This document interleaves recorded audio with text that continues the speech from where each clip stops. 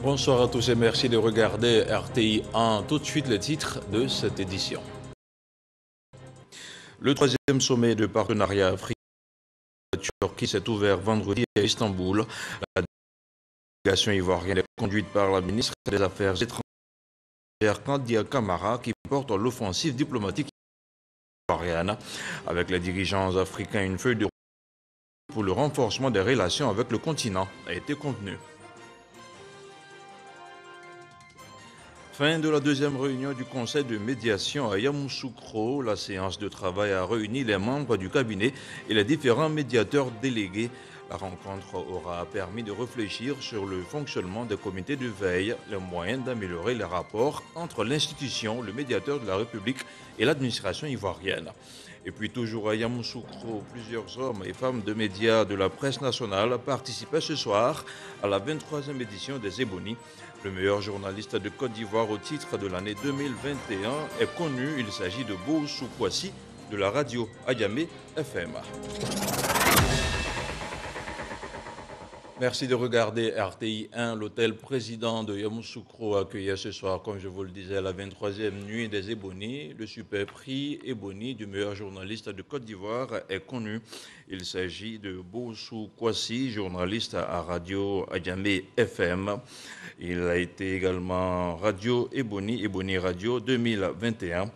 D'autres prix sont également décernés. Le prix Diego Bailly de la meilleure enquête revient à la RTI. Il a été remporté par Ami Sissoko. Le prix de la meilleure production en économie des énergies a été rappelé également par la RTI. Il revient à Jean-Louis Bangbo.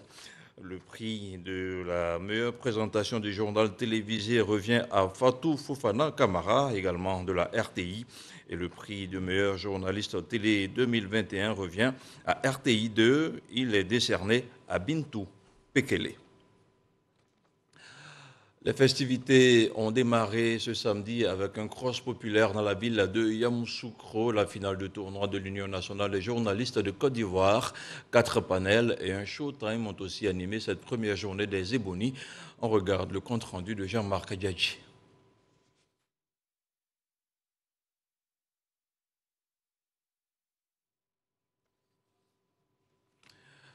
Nous y reviendrons. La Côte d'Ivoire se met à l'accent turc à Istanbul. Notre pays participe au sommet de partenariat Turquie-Afrique qui se tient en Turquie sous la houlette du président Erdogan. Conduite par la ministre des Affaires étrangères Kandia Camara, la délégation ivoirienne multiplie les rencontres. Le reportage de notre envoyé spécial à Istanbul, Michel Digré. Les 4 ministres ivoiriens à Istanbul intensifient l'offensive diplomatique au second jour du sommet Turquie-Afrique. La ministre Maria Toukone a porté la voix de la Côte d'Ivoire au cours de la réunion ministérielle sur l'éducation, après quoi elle a eu une séance de travail avec son homologue turc. Nous avons parlé de la question de la sécurisation des examens, nous avons parlé de la qualité de la formation et le renforcement des capacités des enseignants. Nous avons parlé également de la qualité de la formation de nos élèves. Avec le ministre, nous avons convenu de continuer ces échanges, de faire en sorte que nos collaborateurs puissent se parler pour construire un partenariat gagnant-gagnant. Dans la salle d'à côté, c'est le ministre Pierre Demba qui a partagé l'expérience de la Côte d'Ivoire sur la riposte sanitaire contre la Covid-19. Je pense que la Côte d'Ivoire a su tirer son épingle du jeu. Nous voyons que à travers ce que nous avons fait, nous avons donc les meilleurs taux de vaccination dans la plupart des pays qui sont partenaires de la Turquie qui sont arrivés. Les taux de létalité et de positivité sont également très faibles. Donc je pars assurer, vraiment investi de l'expérience d'un pays qui a su en si peu de temps développer son secteur de santé et qui est aujourd'hui un modèle donc, en Europe et dans la sous-région. Au cours de l'audience avec le ministre turc de l'Agriculture, comme à la réunion ministérielle, le ministre Kobenan Kwasi Adjoumani a livré les priorités de la Côte d'Ivoire. Nous avons parlé des potentialités agricoles de notre pays qui aujourd'hui ont besoin d'être fructifiées et donc La Turquie s'engage à nous accompagner dans le domaine de la transformation de nos produits. Et le ministre également nous a donné l'information que des équipes viendraient en Côte d'Ivoire pour voir notre niveau de mécanisation de notre agriculture, parce qu'en la matière, la Turquie est très en avance. Le dernier tableau de cette offensive diplomatique s'est joué dans la salle des plénières où les ministres des Affaires étrangères des pays présents à ce sommet ont planché sur plusieurs thématiques. Ces points concernent la paix, la sécurité, la justice, le développement axé sur l'homme, la santé, l'éducation, la formation de qualité, l'emploi des jeunes et des femmes, l'environnement. La ministre Kandia Camara donne la position des pays africains sur ces sujets. Tous ici, nous nous sommes accordés pour dire que tous ces points sont des points prioritaires pour l'ensemble des États africains. Parce que nous sommes tous confrontés aux mêmes problèmes, nous avons tous les mêmes défis à relever et donc nous avons décidé, nous pays africains, de coordonner justement ces points de vue et d'en discuter avec notre partenaire qu'est la Turquie. En marge de ces travaux, Kandia Camara a multiplié les échanges avec ses homologues et a accordé des interviews à la presse internationale pour vendre les potentialités économiques de la Côte d'Ivoire. Je vous le disais en titre, Yamoussoukro a abrité récemment la deuxième session de l'année 2021 du Conseil de médiation, un conseil piloté par le médiateur de la République. Et selon Adama Toungara, les communautés ivoiriennes ont décidé de donner libre cours à la paix et au vivre ensemble. Les précisions de Kader Sogodogo. Le médiateur de la République, Adama Toungara, avec autour de lui l'ensemble de ses délégués en région, achève cette deuxième session de l'année 2021 du Conseil de médiation. Cette rencontre aura permis de faire le point sur la situation sécuritaire et sociale entre les populations vivant sur le territoire national. Le pays semble avoir renoué avec sa tradition de paix. Nous sommes très heureux d'aboutir à des résultats très satisfaisants et de constater que la cohésion sociale dans notre pays est de mise, que la paix est revenue dans toutes les régions et que nous avons des solutions pour nous préparer pour encore approfondir la paix en Côte d'Ivoire en travaillant efficacement avec les délégations qui nous représentent à l'intérieur du pays. Le médiateur de la République, Adama Toungara, entend poursuivre ses efforts pour maintenir le climat social paisible. C'est clair, le dialogue politique qui vient de reprendre sera un atout majeur pour cette soif de paix. Général Akissi Kwame, itinéraire d'une femme moderne, c'était le thème de la 3e édition de la Journée nationale d'hommage aux doyens de Côte d'Ivoire. Les qualités professionnelles de la première femme générale de Côte d'Ivoire ont été vantées. Plus de détails avec Herman Guibé. Une conférence publique pour passer en revue et honorer le parcours exceptionnel de la première femme à atteindre le grade de général de brigade dans l'armée ivoirienne, Akissi Kwame. Parachutiste, médecin gynécologue, obstétricienne, servante de Dieu et présidente de la fondation Akissi Kwame. Aujourd'hui à la retraite, le général de brigade Akissi Kwame est célébré pour toutes ses qualités professionnelles, humaines et sociales par la Commission nationale d'hommage aux doyens, la CNHD, présidée par Célestin Coco. À travers la thématique Général Akissi Kwame, itinéraire d'une femme moderne, le conférencier, le docteur Djofolo Doumbia, mettra en lumière les valeurs qu'incarne cette personnalité féminine. Le choix se fait au niveau de la commission scientifique, qui est une commission scientifique destinée à valoriser, si vous me permettez, des valeurs. Alors la commission nationale d'hommage aux doyens a décidé, nous allons rendre hommage aux hommes valeureux et aux femmes valeureuses qui vivent encore. C'est ce que nous appelons l'hommage costume. Et l'hommage ne sera plus pour nous posthume, c'est-à-dire après sa mort.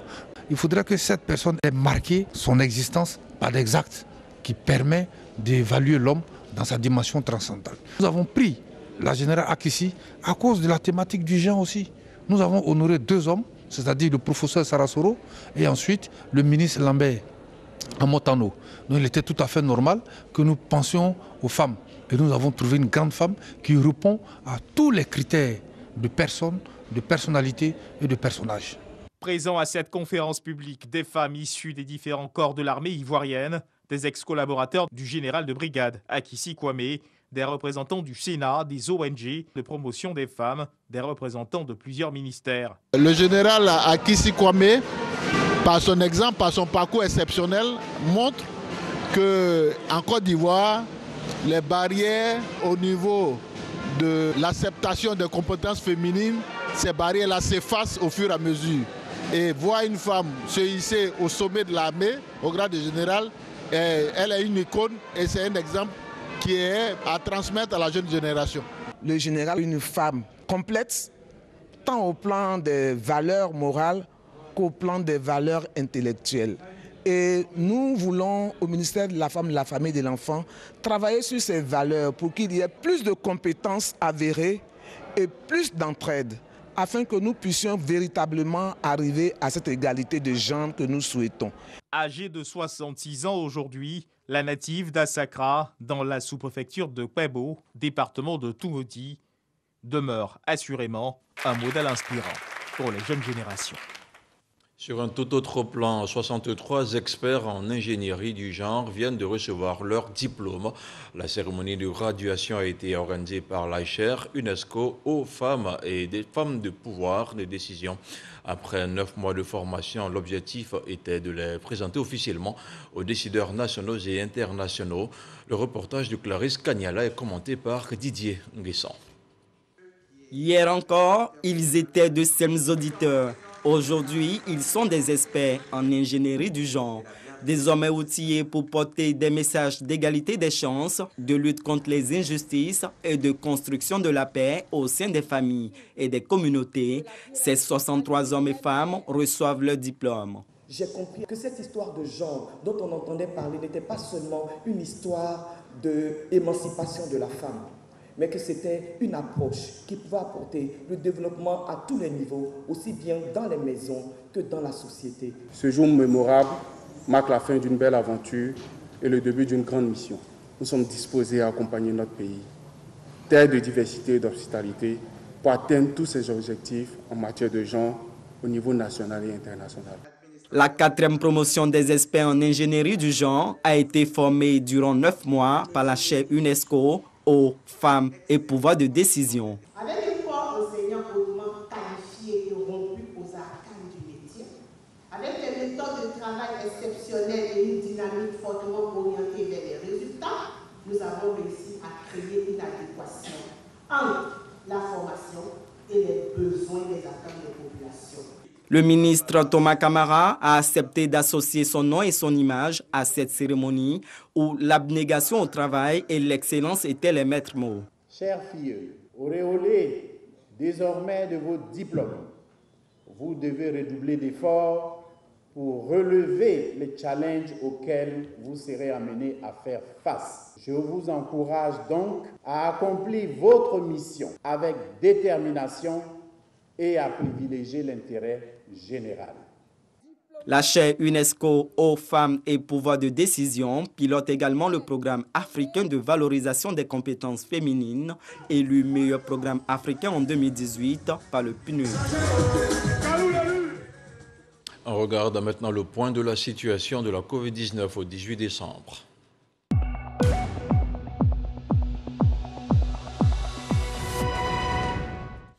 Le ministère de la Santé, de l'Hygiène publique et de la couverture maladie universelle a enregistré ce samedi 45 nouveaux cas de Covid-19 sur 2437 échantillons prélevés, soit 2% de cas positifs, 26 guéris et 0 décès.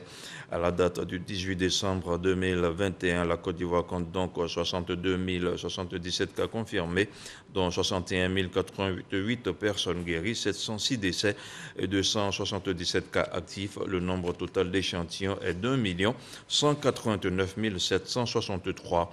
Le 17 décembre, 173 916 doses de vaccins ont été administrées, soit un total de 5 988 875 doses du 1er mars au 17 décembre. Le ministre de la Santé, de l'Hygiène publique et de la couverture maladie universelle invite toutes les personnes de plus de 18 ans à se faire vacciner. Il rappelle que la vaccination contre la Covid-19 est gratuite et volontaire. En France, le Premier ministre Jean Castex a insisté sur l'efficacité vaccinale et notamment contre Omicron.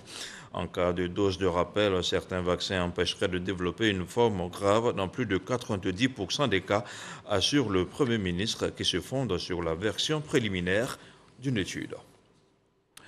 L'aérodrome de Boundiali va faire peau neuve. Les derniers occupants du site ont été sommés de le libérer avant la fin de l'année 2021. Le maire de la localité était sur le terrain pour informer les populations. La correspondance d'Ami Sissoko. L'aérodrome de Boundiali bientôt opérationnel. La ministre maire Maria Toukone sur le site pour exhorter les derniers occupants à le libérer afin que les travaux de réhabilitation puissent démarrer. Ces derniers disent avoir saisi le message mais manquent de moyens pour se reloger. Je suis installé ici, ça fait plus d'une vingtaine d'années avec ma famille. Nous avons reçu une mise en demeure. Alors, nous voulons bien partir, mais la pauvreté aidant, on ne sait pas où aller. Et nous voudrions que les autorités compétentes puissent nous aider. Nous avons été informés depuis 3 mois maintenant qu'on doit quitter l'aéroport. Aussi, c'est un problème. Nous, on a envie de partir. On est pour le développement. En tout cas, nous sommes en train de faire des pieds et des mains pour partir dans le meilleur délai. L'aérodrome de Boundiali a cessé de fonctionner depuis 1999.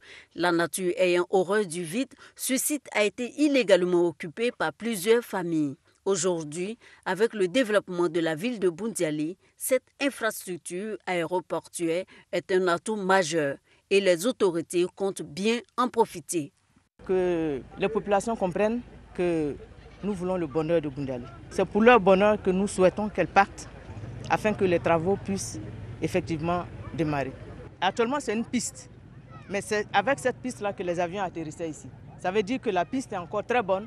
Si les avions descendent à Boundiali, c'est tout un avantage pour les populations de Boundiali elles-mêmes, mais surtout celles de Kouto, celles de Tengrela. Ça va raccourcir, l'aéroport raccourcir les distances. Avec le départ de plusieurs familles, les premières démolitions ont déjà démarré. Les travaux de réhabilitation de la piste de l'aérodrome de Boundiali, longue de 2,80 km, débuteront au premier trimestre 2022. Après la Bagoué, on se rend maintenant dans le Poro où le ministre-gouverneur Gaoussou Touré poursuit ses rencontres. À Korogo, il a rencontré les ressortissants du district du Denguélé. Avec eux, il a partagé un message de paix, d'union, de solidarité pour un meilleur développement du district du Denguélé. Sam Konan. Le ministre-gouverneur du district autonome du Denguélé, Gaoussou Touré, à la rencontre de ses administrés vivant à Korogo. L'objectif est de leur expliquer les principales missions de son mandat et inviter chacun à s'en approprier. Au cours de cette réunion, plusieurs sujets débattus, principalement la question de la cohésion sociale entre toutes les populations vivant dans le district du Denguélé, qui regroupe le Kabadougou et le Folon.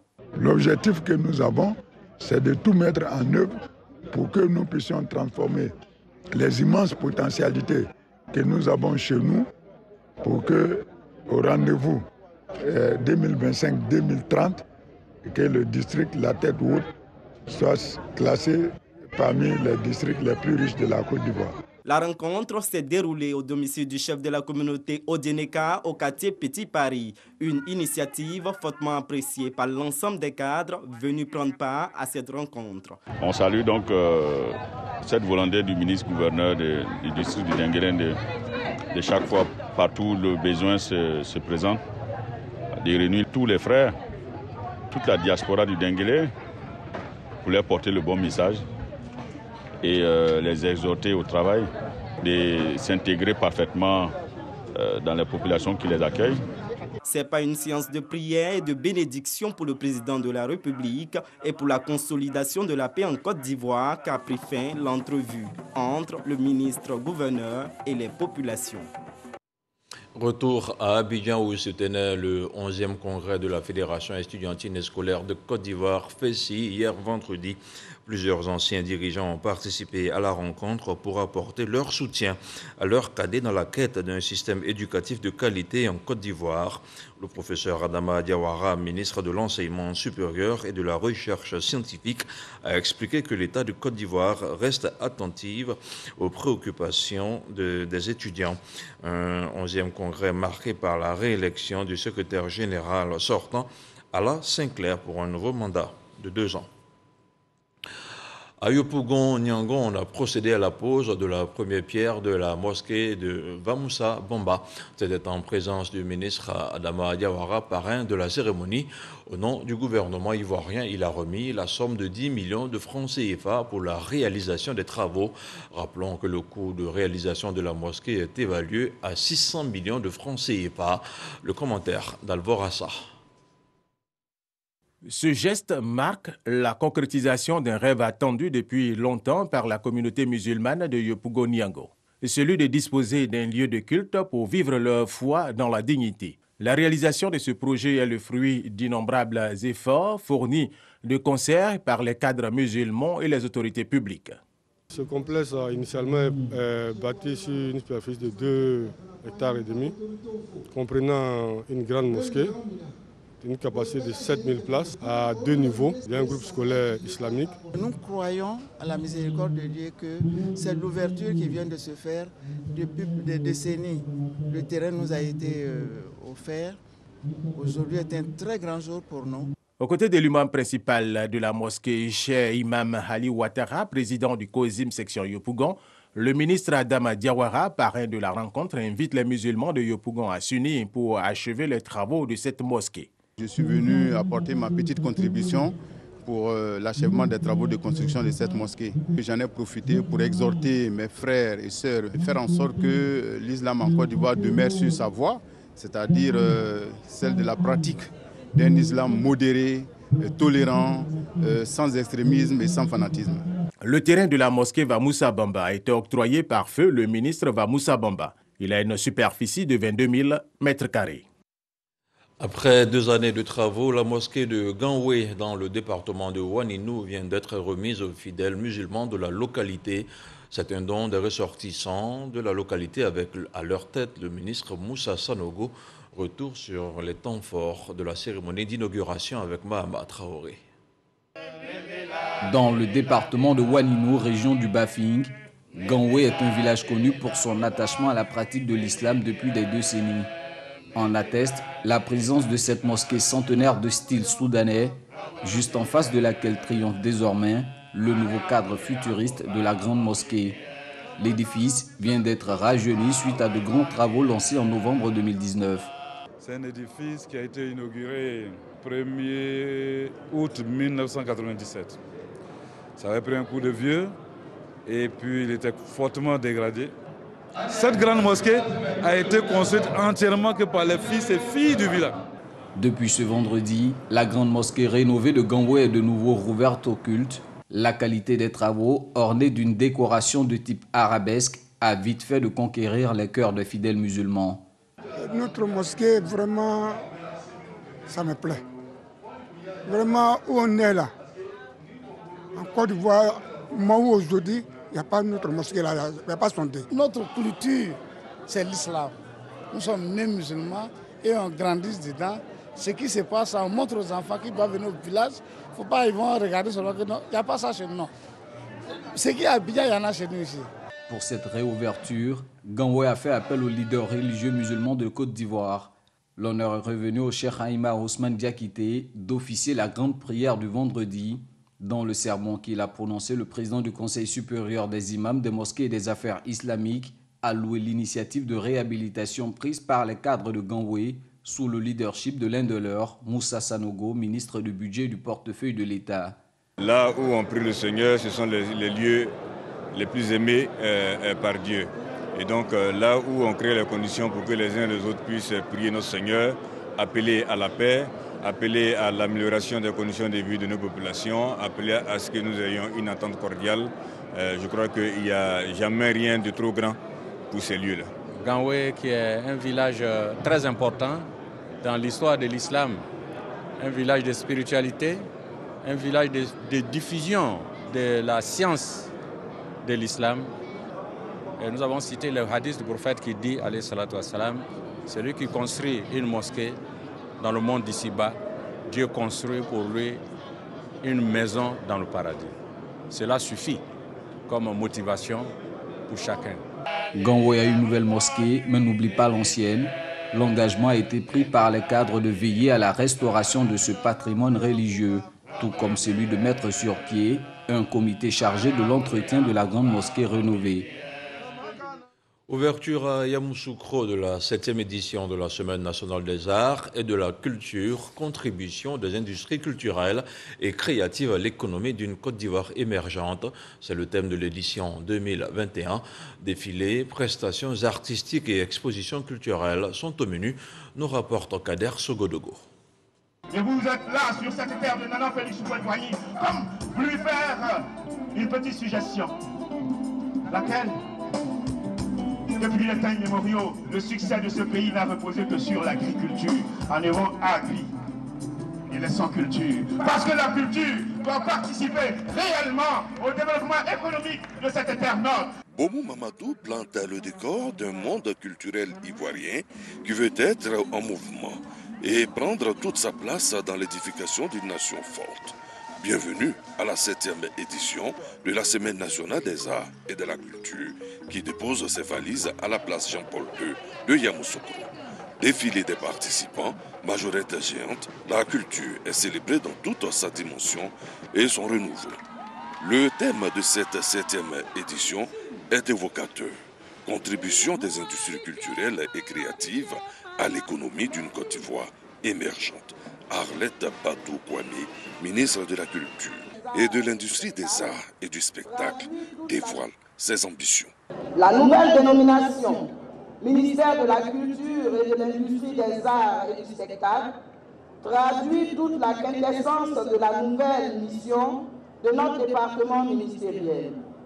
Cette nouvelle mission traduit la vision du président de la République, son Excellence Alassane Ouattara, qui est de créer une véritable industrie, un écosystème de valeurs permettant à notre secteur de participer effectivement et sensiblement au PIB. En effet, il ne s'agit plus de promouvoir et de protéger le patrimoine culturel, mais aller au-delà en favorisant une émergence d'une véritable économie de culture. Des invités, au nombre desquels le directeur général de la RTI, Fosseni Dambélé, dont l'institution est prête à accompagner le monde culturel ivoirien dans cette nouvelle dynamique. Là où on parle de la culture ivoirienne, du patrimoine de notre pays, la RTI est présente.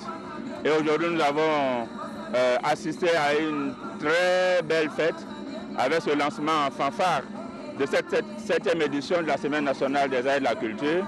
Et je voudrais profiter pour remercier Madame la ministre de la Culture et de l'Industrie des Arts du Spectacle qui, avec son équipe, ont réalisé un beau coup. Des pays invités, le Mali, le Burkina Faso, la Guinée, le Maroc, l'intégration culturelle au rendez-vous de cette 7e édition. Un soupçon de bonheur avec notamment le Zaouli venu du pays où que la fête commence.